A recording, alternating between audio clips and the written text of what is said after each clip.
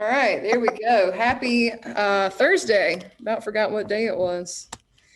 All right, so a couple of things. We'll hit a couple of things and then we're just going to jump into it for today. So quick reminders, announcements. I will say this, I did go in Google Classroom and I pushed some due dates back. I pushed your World War II project because it is 3 components. We've been working on the appetizer, and if you got that done, then maybe you moved on to doing the main course. But I pushed all of that back. All 3 pieces are not going to be due until the 12th of April. So that gives us that first week back after spring break, and then it'll be due that following Monday. So I pushed all that back, and then I pushed the due date for your, there was something else. What else was it? Now I don't remember. Maybe it was your paper for your STEAM project. Maybe that's what it was. There were 2 things that I moved back because I do want you guys to be able to enjoy spring break. Here's what we're doing. We're finishing and turning in chapter 20 IDs and SQs. We're finishing and turning in chapter 20 unit packet. We are turning in your honors project 3 tomorrow, so that when you get everything turned in tomorrow, you can actually enjoy spring break and hopefully take a break. We all need it mentally, emotionally, all the things. So just a heads up that I did push those things back because I don't want anybody freaking out and feeling like they have to use spring break to get some stuff done. Alyssa, you got a question for me? Okay, 2 things. Okay. One is late work due at the end of spring break, and also I'm on my way to class. I'm running a tad bit late, but yeah. Okay. I need everything by tomorrow. As far as if there's anything that you're missing or makeup work, I need that by tomorrow, because when we come back from spring break, if there's anything that I haven't finished grading, I need to use that Monday to finish it so that they can get ready, I think that Tuesday, to print report cards. So I need it by Monday. And I tell you guys this out of the bottom of my heart because I love you so much. Don't try or attempt to send me anything starting Saturday through spring break, because I will be ignoring you. I will not be reading it because I will be in Disney, living my best life. That's what I'll be doing. I'll be living my best life, right? So again, I love you so much, but if you have anything that you need to get it to me by tomorrow, please. Thank you. Okay. Now, any other questions, comments, or concerns on anything before we just dive into it? All right, all hearts are clear. All right, let's do this. So here's what we're doing. I am doing something a little bit different. We're mixing up our routine. I'm kind of speeding through it. I am not going to go in through notes today, just because I feel like where we stopped yesterday was a good stopping point for us to hit the pause button, and we will get back to World War II info once we come back from spring break. So today we're just going to be wrapping up on all these unfinished pieces. We're going to finish your IDs and SQs. All we have left today is section 4, and then we're going to finish in your packets.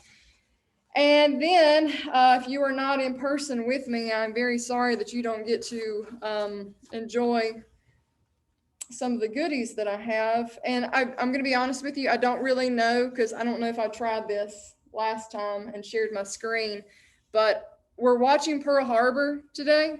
And if you've seen it and you don't want to see it again, then obviously you can go ahead and say farewell.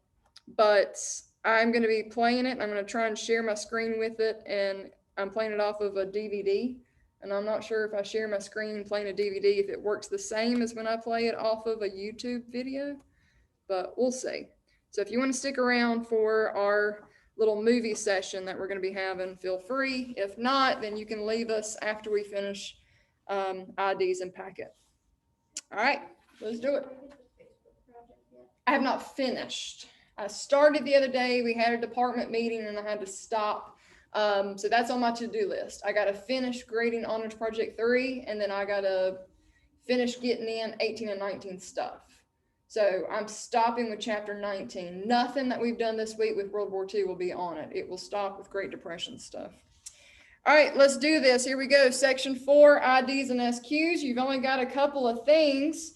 Number 25 says, identify different groups and their position on U.S. neutrality in the late 1930s.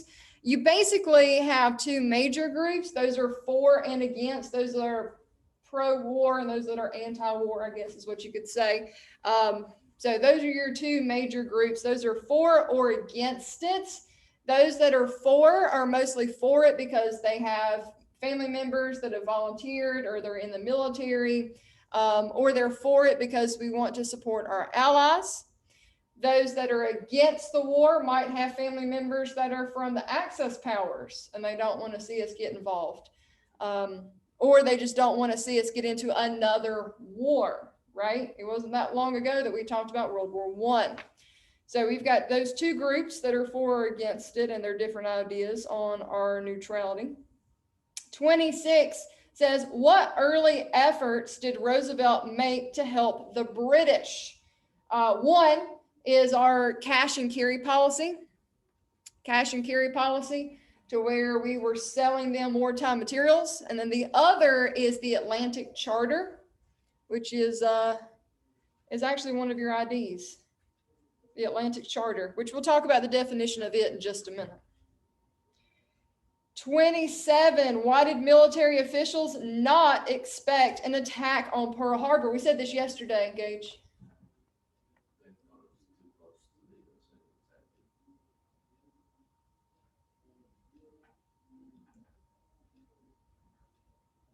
Okay, but we said if they did attack us, we just assumed where. Well, in the continental, somewhere in the continental U.S., but yeah, if we had to pinpoint it, we just assumed they would have hit us on the West Coast, being California. So that was the biggest thing. We really strongly believed that if an attack was coming, and we did decode, not fast enough, but we did decode one of their messages saying that an attack on the U.S. was imminent, but we assumed it was going to be on the continental U.S., and not Alaska or Hawaii. All right, so all you've got left are your IDs. We've got the Lend-Lease Act, the Atlantic Charter, and Hemispheric Defense Zone. All right, Lend-Lease Act. Let's see, what can we put as a short definition?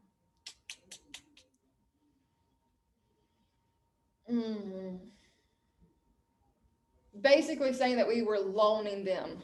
We're loaning out wartime materials.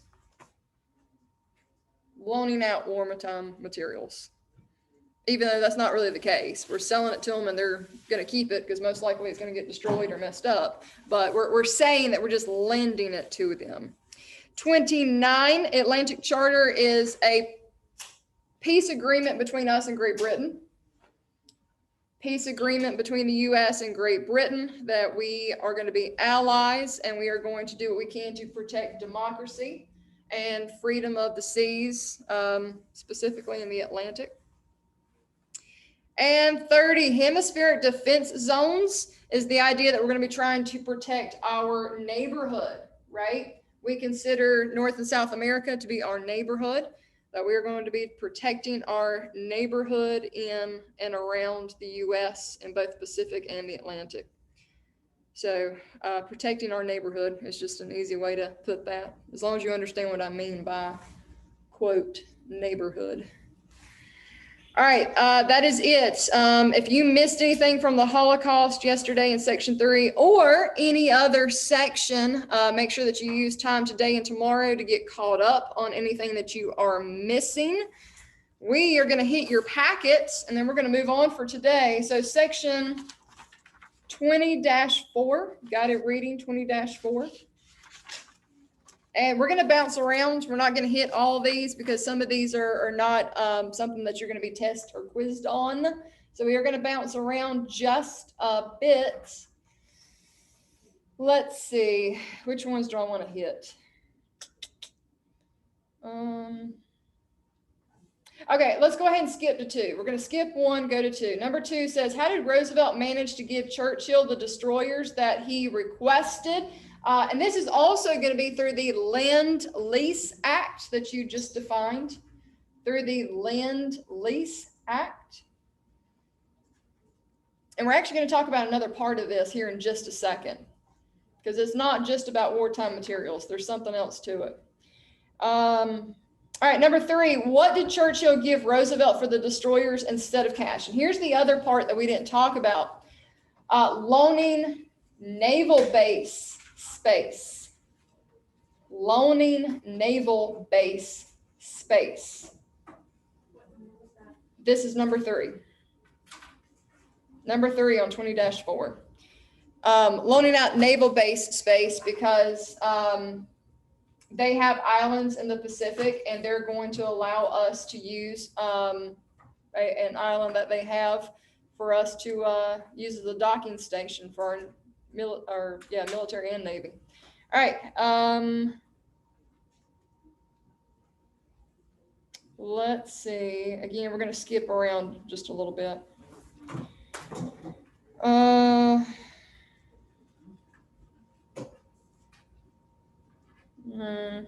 Skip on down to 8. There's several of these that I'm not testing you on, so skip on down to 8.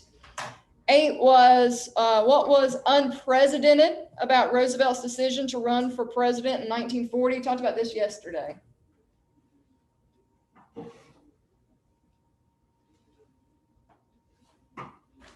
Come on, guys. As much as I've said my presidential fun facts, y'all should know this one. No, 1940 would be his 3rd.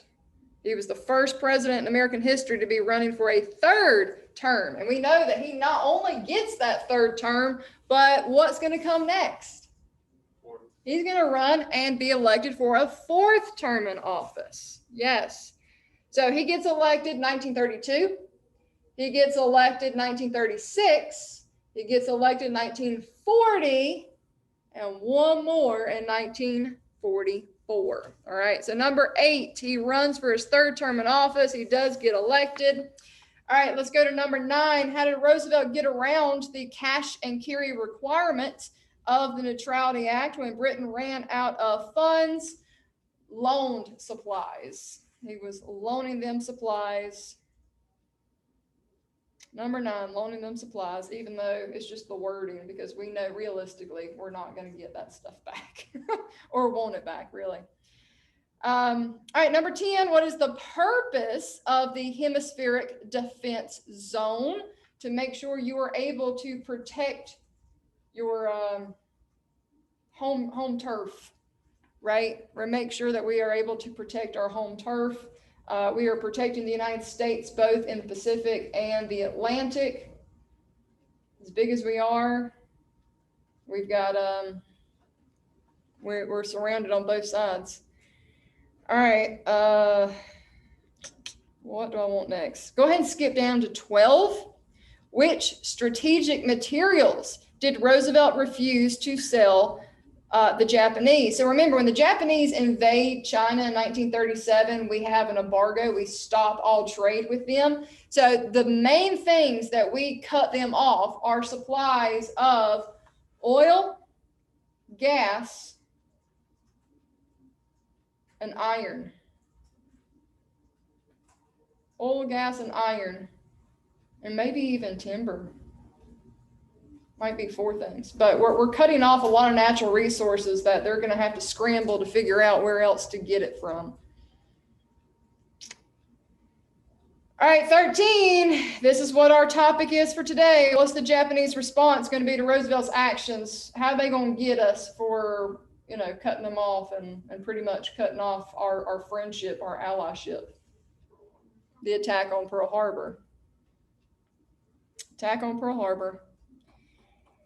And 14, why did Hitler aid the Japanese after the attack on Pearl Harbor? Well, is that any surprise that they are also anti-American? No. So they are, which we actually talked about this a little bit earlier in the week, that Hitler and Emperor Hirohito have very similar views on the idea of a pure race, to where Emperor Hirohito feels like the Japanese are the pure Asian race. So very similar ideas, both have it out for the US. They don't like our idea of democracy. They do not like our structure, our belief system. Again, our different ideals on accepting. It's a little bit ironic because we still have segregation and we still have a lot of nativist feelings, but we are definitely more accepting, obviously, than Hitler and the Nazi Party and Emperor Hirohito and the Japanese. Okay, I know we skipped around a lot on those questions, but I wanted to hit home on the ones that we've actually discussed this week. And a lot of these other questions will hit more when we come back together after spring break. Okay, so that is it. That's all we're doing in your packets. Hold on, I've got two different versions of the packet. All right, let's see. All right, all that is left, and I know I'm being so mean to you guys. All that is left is that little story and 2 or 3 questions that go along with the story. I think that you can handle that on your own. I know I'm being so mean right now, but I have faith in you. I have faith that you can read through that story and answer those couple of questions about new technology and radar. All right, ladies and gentlemen, questions, comments, or concerns? If you don't have anything and you don't want to watch the movie, and again, I'm not really 100% sure how good the visual on your end is going to be. But if you don't want to watch the movie, or you would rather watch it on your own time or work on something else, then you are free to go. And then for us in here, we're going to enjoy some Pearl Harbor time. Hey, Miss Walker. Yes. What was 25 on the IDs for section 4? I didn't get that one. Wait a minute. Say what number? Number 25. 25. All right. So here I'm just being very generic. Those that are pro-war and those that are anti-war. Just give me just a super quick, short reason. Those that are pro-war, supporting family members mostly, and those that are anti-war, those that are either relatives of an Axis power or don't want to see us enter into another war. All right. Thank you. Yep, absolutely. Okay. All righty. So again, if you want to try and watch it through me sharing my screen, you're more than welcome to. If not, then you go work on other stuff. And I will get ready to do some movie time.